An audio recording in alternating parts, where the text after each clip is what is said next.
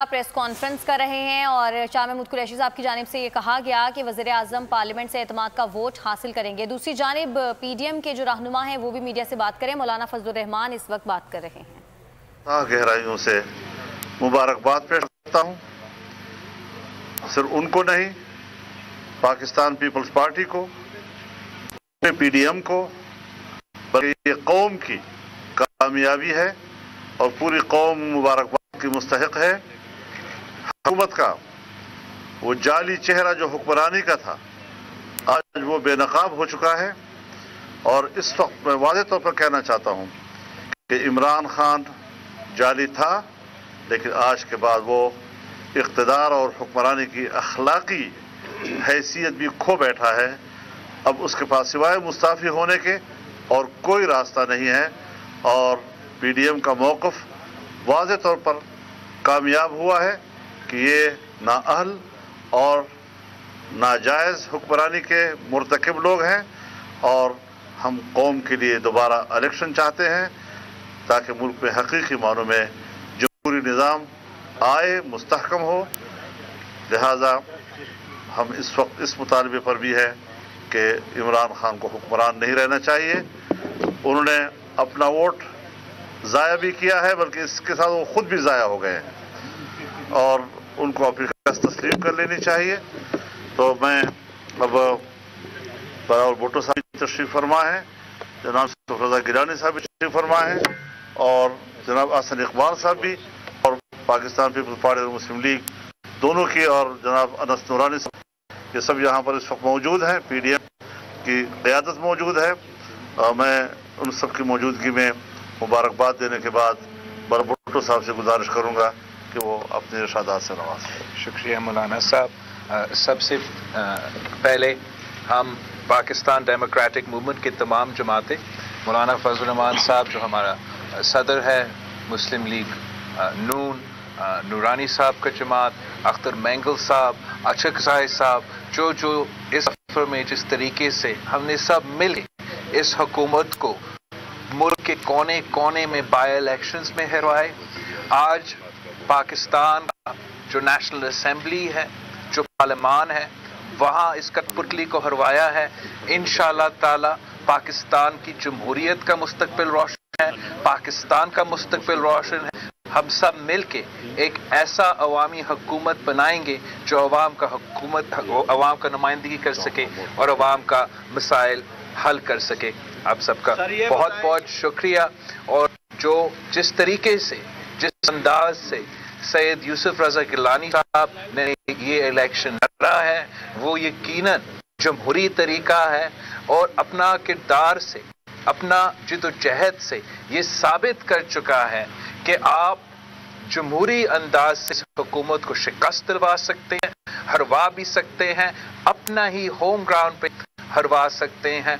और अब जो आगे का मरहला होगा, हमारा सरबराह इजलास में जो कंसेंसस बनेगा इंशाअल्लाह ताला, उस पे हम आगे अमल करेंगे।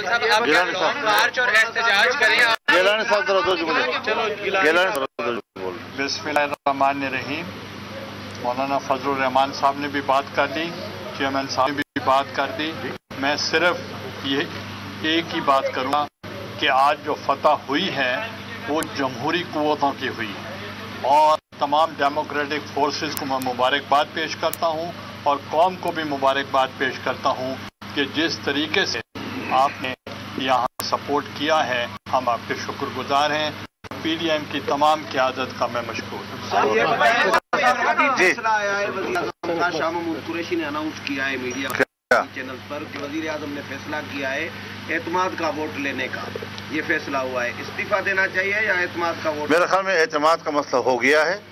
उनके खिलाफ ऐवान ने फैसला दिया है, दोबारा ड्रामेबाजियां न करें, मुस्ताफी हो जाए। अहसन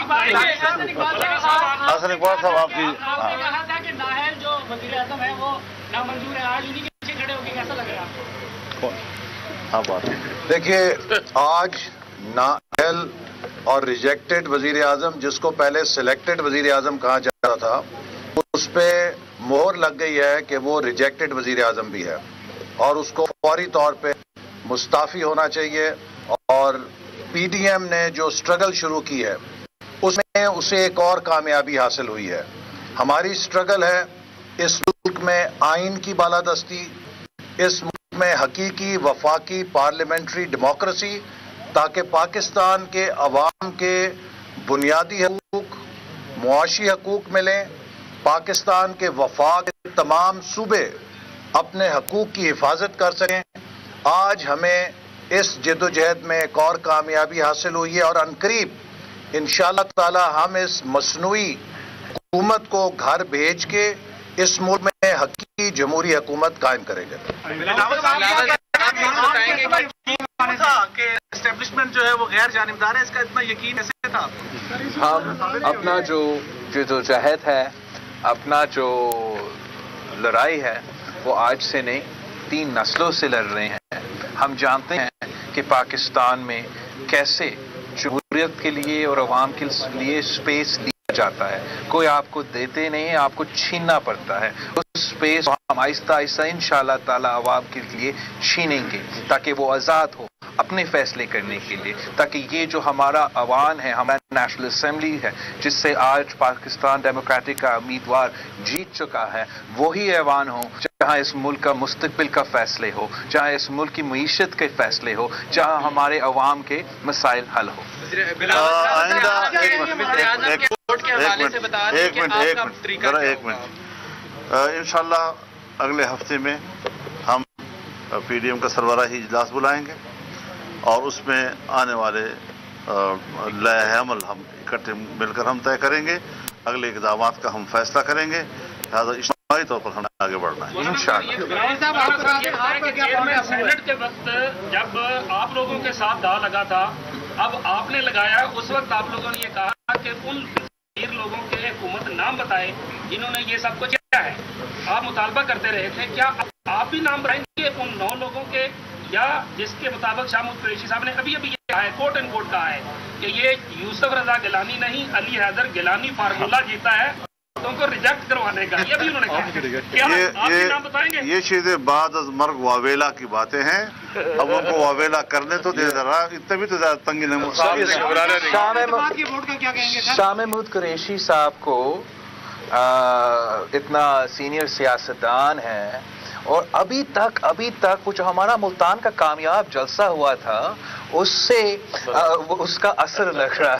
اور سمجھتے ہیں کہ سینئر سیاستدان جیسے شاہ محمود قریشی صاحب ہیں، ایکسپیرینس ہے، ہارنے کا بھی ایکسپیرینس ہے، تو وہ عمران خان صاحب کو سمجھائے گا کہ کیسے آپ عزت ساتھ ہار سکتے ہو.